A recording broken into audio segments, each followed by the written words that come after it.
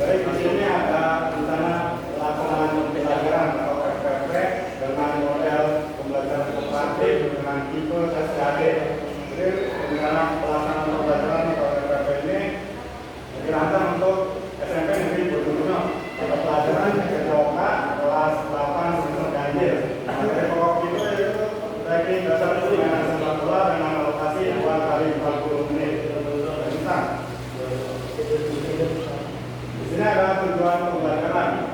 Jadi tujuan pembelajaran di FPP ini itu setelah mengikuti pembelajaran peserta didik diharapkan mampu satu menjelaskan teknik dasar sepak bola. Jadi setelah mengikuti pembelajaran siswa ini harus bisa menjelaskan atau setidaknya memahami tentang teknik dasar sepak bola seperti passing, dribbling dan shooting. Terus siswa juga harus tahu bagaimana cara melakukan teknik-teknik dasar tersebut. Yang kedua, mempraktikkan teknik dasar sepak bola dengan benar. Jadi setelah dilakukan penjelasan atau dipraktikkan oleh guru, siswa juga harus bisa mempraktikkan teknik-teknik dasar permainan sepak bola dengan benar. Yang ketiga, bekerja sama dalam kelompok kecil saat melakukan latihan teknik dasar. Jadi untuk mempraktikkan teknik dasarnya, siswa ini dibagi menjadi beberapa kelompok kecil. Biasanya terdiri dari 4 sampai 6 orang. Terus untuk pembelajaran seperti ini, pembagian kelompok itu dibagi secara heterogen, artinya beragam. Jadi misal berbeda-beda dari segi kemampuan. Misal si siswa yang jago main bola itu jangan disatuin dengan siswa yang jago juga, tapi si siswa yang jago main bola ini bisa disatuin sama siswa yang kurang jago, sehingga bisa dihasil dan bisa saling membantu. Yang keempat, menunjukkan sportivitas dan tanggung jawab selama pembelajaran. Jadi selain harus menguasai keterampilan teknis, siswa juga harus menunjukkan sikap positif seperti sportivitas. Selanjutnya akan sampaikan oleh Mas.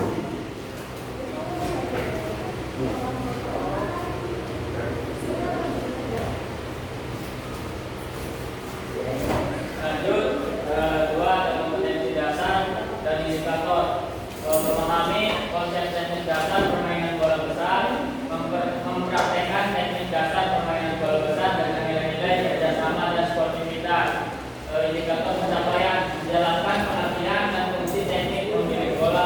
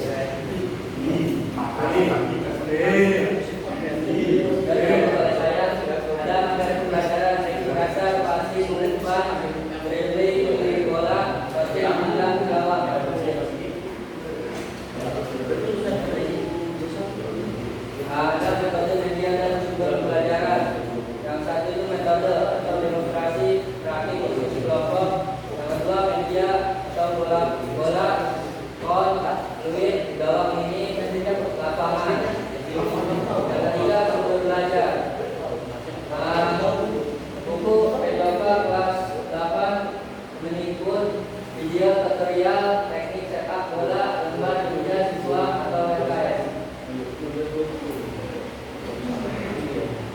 Nah, ada langkah-langkah pembelajaran. A. Kegiatan pendahuluan 10 menit. 1. Guru menyapa siswa dan melakukan presentasi.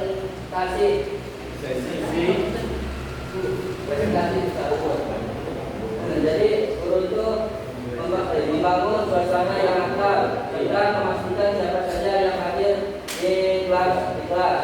Yang kedua, menyampaikan tujuan pembelajaran dan tambahan keterampilan sepak bola. Jadi memberitahu siapa siswa apa yang akan dipelajari dan kenapa keterampilan ini penting. Misalnya untuk kesehatan, kerja tim, dan olahraga. Yang ketiga itu pemanasan atau peregangan otot dan jogging ringan. Agar tubuh siap untuk aktivitas fisik atau menghindari cedera. Yang B itu kegiatan inti 60 menit. Nah, yang satu itu penjelasan materi 10 menit. Guru menjelaskan teknik dasar sepak bola, menggiring, mengumpan, menendang.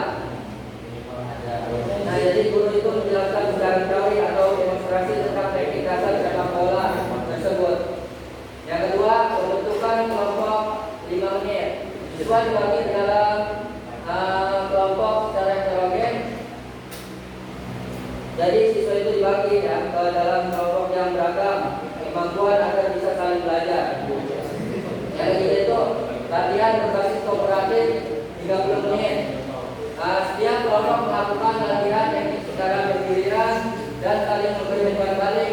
Guru mengamati dan memberi masukan.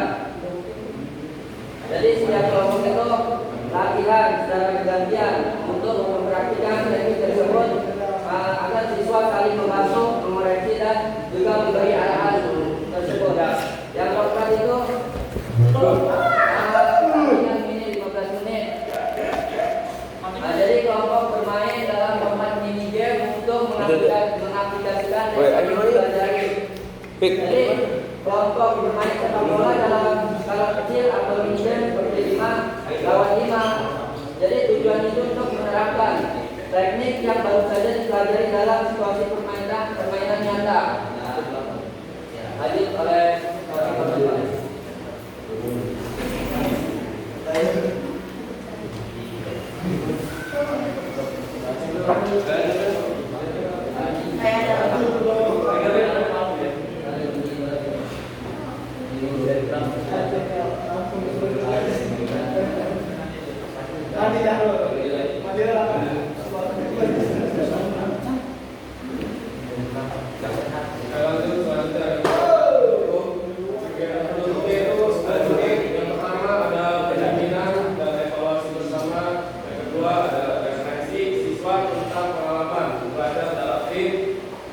pemberian tugas buat video singkat teknik dasar sepak bola di 5.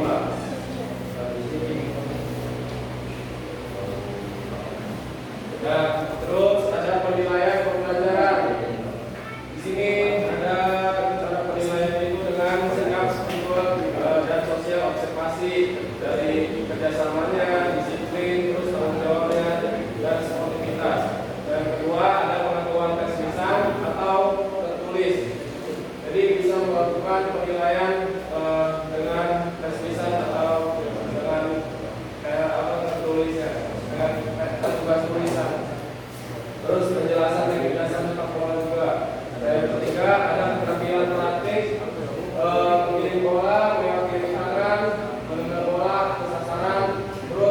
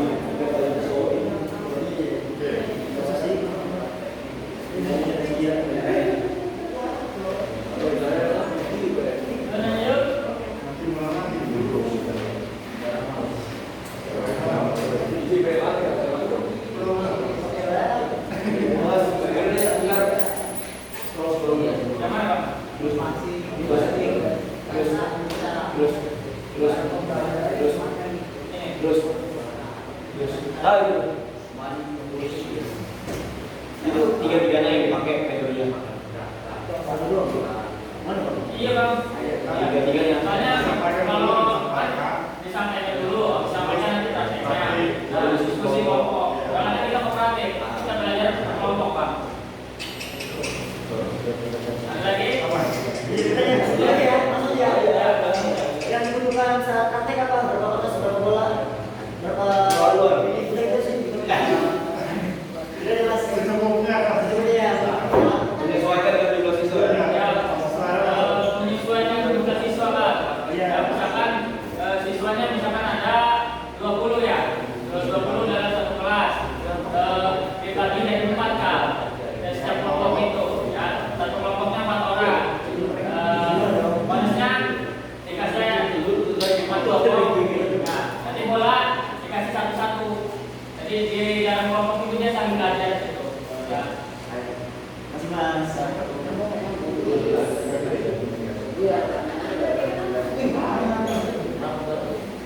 Ada lagi? Bagaimana menghadapi udah itu rekaman aja biar boleh nggak? Jadi diskusi itu jadi nggak menarik. Jadi bagaimana menghadapi siswa yang apa ya? Bagaimana kita menjadi seorang guru yang tidak membeda-bedakan dan tidak melihat si siswa ini berasal dari mana. Terus gimana ya?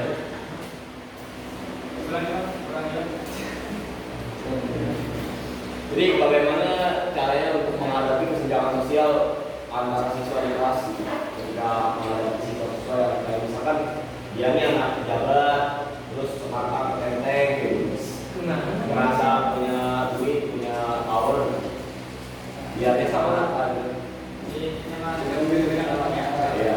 Ada lagi? Atas lagi. Waktu. Ya. Itu kan 2 kali betul ya? Waktu pas buat yang dalam praktek-praktekan sampai keseluruhan. Waktu jam-jamnya ya, waktunya cukup kan nih gitu. Berpraktek, kamu ya? Ya. Makanya kan tadi kan ada di sini.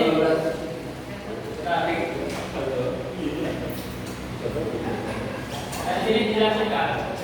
Ya. Buat penjelasan materi yang sebelum ini, terus memberi pembentukan kelompok, memberi komit, belajar bagi kooperatifnya dikasih 30 menit, sama pertandingan ini itu 15 menit. Itu masih cukup banyak kan? Jadi 40 kali 2 menit itu 40 kali 2 masih sangat banyak, cukup lah.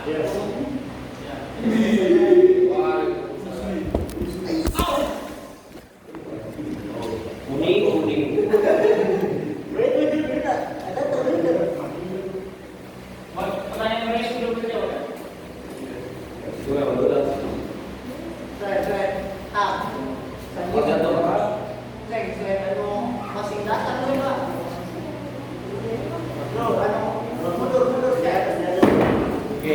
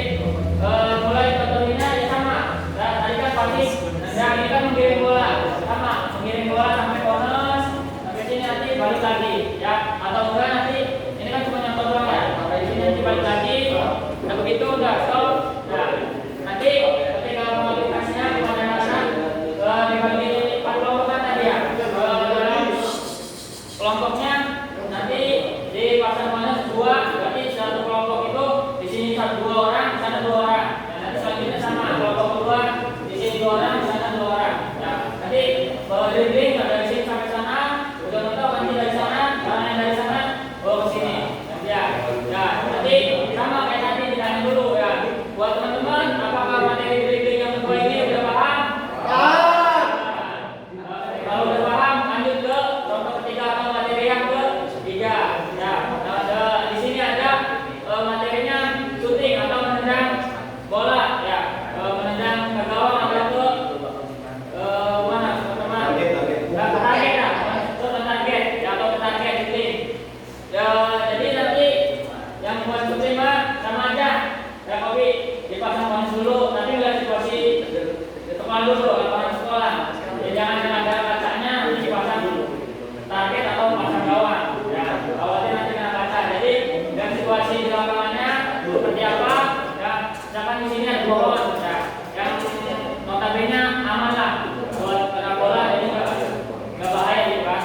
Sama pasang panas, terus di sana dikasih target juga, ya, buat materi shooting ini.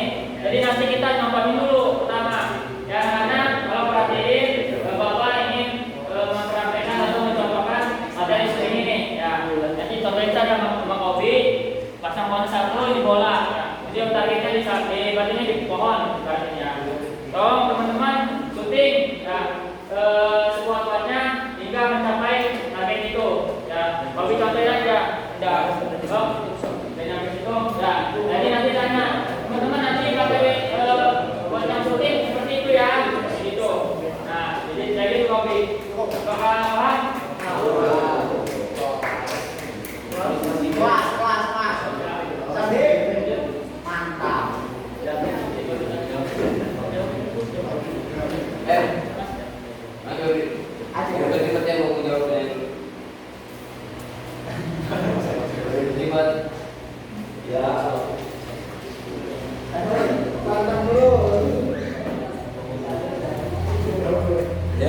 Di sini saya akan menjawab dari Dewi bagaimana cara menghadapi kesenjangan sosial para siswa agar bisa berkelompok.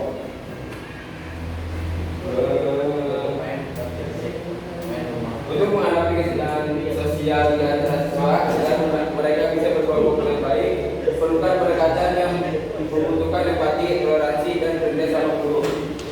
Guru dapat membentuk kelompok secara acak dan beragam, mendorong proyek kolaboratif serta pemahaman tentang pentingnya saling menghargai perbedaan. Menciptakan lingkungan yang inklusif dan sportif, siswa akan belajar bahwa keberagaman bukan menghalang mereka dan belajar bersama.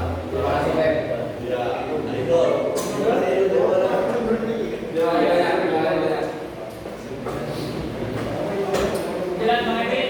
Jelas banget. Ayo dulu, ayo. Sesi 1 selesai, lanjut ke sesi 2.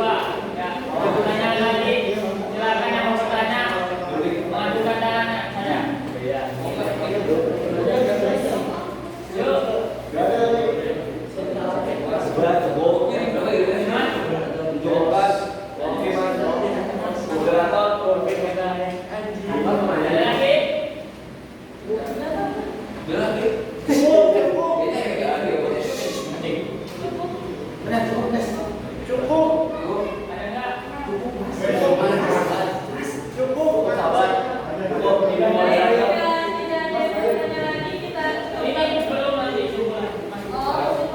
Ya, untuk kesimpulannya, itu melalui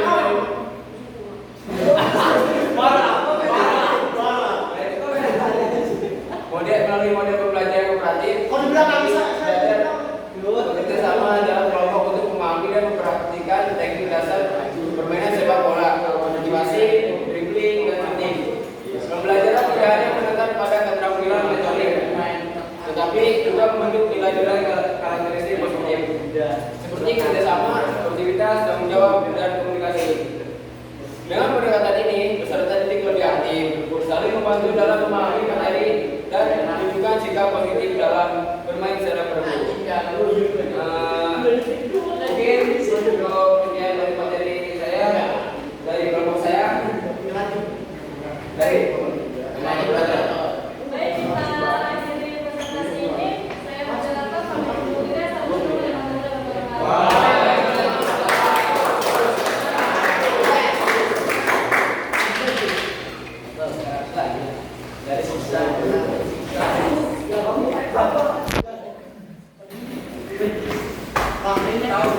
Iya.